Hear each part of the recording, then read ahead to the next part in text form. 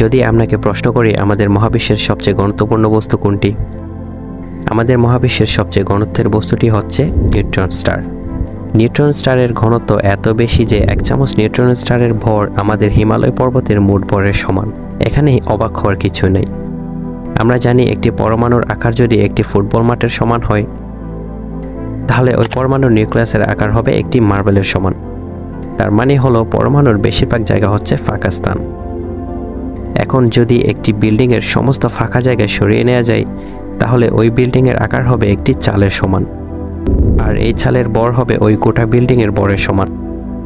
আর ঠিক এই ঘটনাটি ঘটে নিউট্রন স্টারের ক্ষেত্রে, যার ফলে 1 চামচ নিউট্রন স্টারের ভর হয় 5.5 ট্রিলিয়ন কেজি, যা হিমালয় পর্বতের মোট ভরের সমান। আর 1 চামচ নিউট্রন স্টারকে বলা হয় নিউট্রোনিয়াম।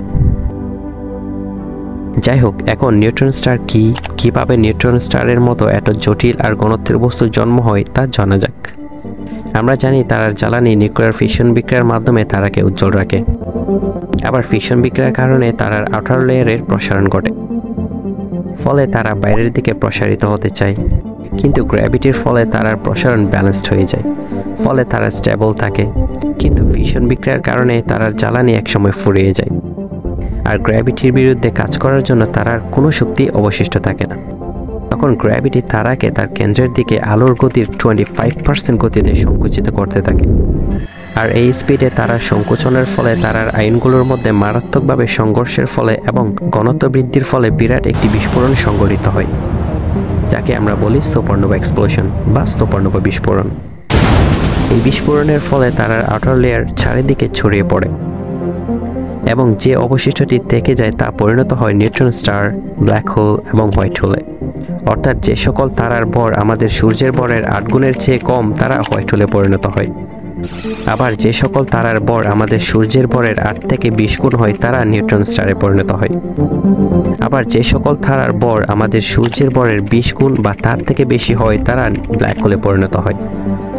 এখন নিউট্রন স্টারের ভর হয় আমাদের পৃথিবীর কয়েক মিলিয়ন গুণ, কিন্তু ব্যাসার্ধ হচ্ছে মাত্র 25 কিলোমিটার, যার ফলে নিউট্রন স্টারের ঘনত্ব হয় খুবই অকল্পনীয়। এর ঘনত্ব এত বেশি হয় যে পৃথিবীর সমস্ত মানুষের ভর যদি এক জায়গায় করা হয়, তাহলে তা হবে 1 টুকরো চিনির আয়তনের নিউট্রন স্টারের ভরের সমান। অর্থাৎ 1 টুকরো চিনির সমান নিউট্রন স্টারের ভর হবে আমাদের পৃথিবীর সমস্ত মানুষের ভরের সমান। আসলে নিউট্রন স্টারের ঘনত্ব এত বেশি হয় যে এর ভিতর কোনো ফাঁকা জায়গা থাকে না বললেই চলে। ফলে নিউট্রন স্টার হচ্ছে আমাদের মহাবিশ্বের সবথেকে সুষম গোলক। এখন নিউট্রন স্টারের মারাত্মকভাবে সংকোচনের ফলে এর পরমাণুর চারপাশে থাকা ইলেকট্রন নিউক্লিয়াসে যুক্ত হয়ে যায়। ইলেকট্রন নিউক্লিয়াসে থাকা প্রোটনের সাথে যুক্ত হয়ে নিউট্রন এবং নিউট্রিনো তৈরি করে। নিউট্রন আর নিউট্রিনোর মধ্যে নিউট্রিনো চারিদিকে ছড়িয়ে পড়ে, শুধু অবশিষ্ট থাকে নিউট্রন, যার ফলে এদেরকে বলা হয় নিউট্রন স্টার। আমরা জানি প্রতিটি তারা স্বাভাবিকভাবে রোটেট করতে থাকে বা ঘুরতে থাকে। এখন যদি কোনো তারা সুপারনোভা বিস্ফোরণের পর নিউট্রন স্টারে পরিণত হয়, তখন তার ঘূর্ণন থাকে খুবই বেশি, যা প্রতি মিনিটে 40,000 বার হতে পারে। এরকম ঘূর্ণনের ফলে নিউট্রন স্টারের চারদিকে খুবই শক্তিশালী ম্যাগনেটিক ফিল্ড তৈরি হয়। এখন এই ম্যাগনেটিক ফিল্ড কতটা শক্তিশালী তা আলোচনা করা যাক। পৃথিবীর ম্যাগনেটিক ফিল্ডের মান হয় মাত্র 30 মাইক্রো বা 0.00003 টেসলা। আবার আমাদের সূর্যের ম্যাগনেটিক ফিল্ডের মান হচ্ছে 0.001 টেসলা, তবে কিছু কিছু স্থানে সেটার মান হয় 0.3 টেসলা। আবার পৃথিবীর সবথেকে শক্তিশালী ম্যাগনেটিক ফিল্ড যেটা রয়েছে, অর্থাৎ বিজ্ঞানীরা আবিষ্কার করেছে, তার মান হচ্ছে 8 টেসলা। কিন্তু একটা সাধারণ নিউট্রন স্টারের মান হচ্ছে 100 মিলিয়ন বা 10 কোটি টেসলা। কিছু কিছু ক্ষেত্রে এর থেকেও বেশি হয়। এই ম্যাগনেটিক ফিল্ড এতটাই শক্তিশালী যে যদি একটি নিউট্রন স্টারকে পৃথিবী থেকে চাঁদের দূরত্বে স্থাপন করা হয়, তাহলে পৃথিবীর সমস্ত ইলেকট্রিক ডিভাইস অকেজো হয়ে যাবে, এমনকি সকল ইনফরমেশন ডিলিট হয়ে যাবে। নিউট্রন স্টারের এই শক্তিশালী ম্যাগনেটিক ফিল্ডের কারণে 2 মেরু বরাবর রেডিয়েশন নির্গত হয়। এই কারণে নিউট্রন স্টারকে দেখতে মহাবিশ্বের লাইট হাউসের মতো লাগে।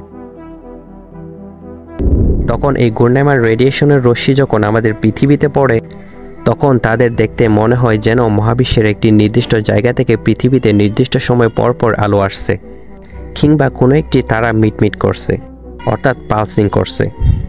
যার কারণে এই ধরনের নিউট্রন স্টারকে বলা হয় পালসার। কিছু কিছু ক্ষেত্রে নিউট্রন স্টারের ম্যাগনেটিক ফিল্ড এতটাই শক্তিশালী হয় যে সাধারণ নিউট্রন স্টারের ম্যাগনেটিক ফিল্ডের তুলনায় তাদের ম্যাগনেটিক ফিল্ড হয় কয়েক লক্ষ গুণ শক্তিশালী, যাদেরকে বলা হয় ম্যাগনেটার। ম্যাগনেটার হচ্ছে এই মহাবিশ্বের সবচেয়ে শক্তিশালী ম্যাগনেট বা চুম্বক। ম্যাগনেটারের ম্যাগনেটিক ফিল্ড কতটা শক্তিশালী তা বোঝার জন্য একটি উদাহরণ দেওয়া যাক। আমরা বলেছিলাম পৃথিবী থেকে চাঁদের দূরত্বে একটি সাধারণ নিউট্রন স্টার রাখলে পৃথিবীতে থাকা সমস্ত ইলেকট্রিক ডিভাইসের সমস্ত ইনফরমেশন মুছে যাবে। কিন্তু একটা ম্যাগনেটারকে যদি পৃথিবী থেকে প্লুটোর দূরত্বে রাখা হয় তাহলে ওই ম্যাগনেটার ঠিক এই কাজটি করতে পারবে। তাহলে বুঝতেই পারছেন ম্যাগনেটার কতটা শক্তিশালী। এখন আপনার মনে একটি প্রশ্ন আসতে পারে, আমরা জানি ম্যাগনেটিক ফিল্ড তৈরি হওয়ার জন্য অবশ্যই চার্জের প্রয়োজন। এখন নিউট্রন স্টার হচ্ছে চার্জ নিরপেক্ষ, তাহলে কিভাবে নিউট্রন স্টারে এত শক্তিশালী ম্যাগনেটিক ফিল্ড তৈরি হয়?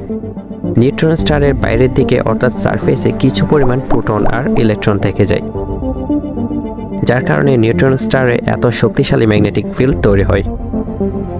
আমরা জানি মহাবিশ্বের মোট তারার অর্ধেকেরই বেশি হচ্ছে বাইনারি স্টার, অর্থাৎ দুটি তারা যখন পরস্পরকে প্রদক্ষিণ করে তখন তাদেরকে বলা হয় বাইনারি স্টার। এখন যদি কোনো বাইনারি স্টারের দুটি তারাই নিউট্রন স্টার হয় তখন তারা গ্র্যাভিটির কারণে পরস্পরকে প্রদক্ষিণ করতে করতে একসময় মারাত্মকভাবে সংঘর্ষে লিপ্ত হয়, যার ফলে একটি বিশাল বিস্ফোরণ সংঘটিত হয়, যাকে বলা হয় কিলোনোভা এক্সপ্লোশন। এই এক্সপ্লোশনের পর ভারী নিউক্লিয়গুলো আবার একত্রিত হতে শুরু করে, আর এই বিস্ফোরণের মাধ্যমে জন্ম হয় এই মহাবিশ্বের সবচেয়ে ভারী এবং দামি পদার্থগুলো, যেমন গোল্ড, ইউরেনিয়াম, প্লুটোনিয়াম এবং আরও 12টি মৌলিক পদার্থ। এরপর নিউট্রন স্টারগুলো ব্ল্যাক হোলে পরিণত হয়, আর চারিদিকে ছড়িয়ে পড়া ভারী পদার্থগুলো গ্র্যাভিটির ফলে আবার বিভিন্ন পদার্থ, ডাস্ট বা গ্যাস একত্রিত করে কোনো নতুন তারা বা গ্রহে পরিণত হয়, যার সবথেকে শক্ত উদাহরণ হচ্ছে আমাদের সৌরজগৎ। আমাদের সৌরজগতের জন্ম হয় এরকম কোনো কিলোনোভা বা সুপারনোভা এক্সপ্লোশন থেকে, যার ফলে ইউরেনিয়াম এবং প্লুটোনিয়াম এত শক্ত আর ঘনত্ব বিশিষ্ট হয় যে এইগুলোর মতো শক্তি আর কোনো পদার্থ নির্গত করতে পারে না, যার ফলে এরা নিউক্লিয়ার অ্যাটম বা পারমাণবিক বোমা বানাতে ব্যবহৃত হয়।